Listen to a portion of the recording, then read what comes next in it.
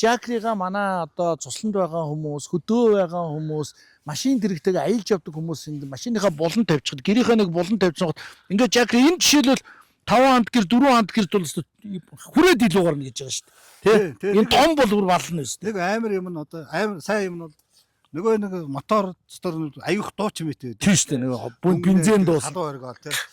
Одоо бол гэрээсээ холоод тавьж нөгөө нэг уцаа татна. Татна. Тэгэхгүй нөгөө чинь гэрт юм яриа сонсогдохгүй. Honda мотор төс тий. Энэ бол ямар ч юм байхгүй. Ааха. Ястой гөлөөсөн юм гол байж байна. Honda моторсон зардалтай. Бензин аавна. Тий. За бензинээ аваад бензин дуусахгүй дахиад авахгүй. Тий. Тэгж нараараас ахна. Ямар юу зардал.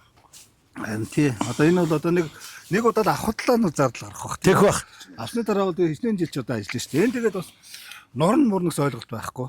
Ааха. Батарей нурна гэдэг шүү. Тий. Одоо манайхан бол нэг жоохон ингээл үйчих юм бол нурчдаг. Энэ бол тэр хаяад идэг.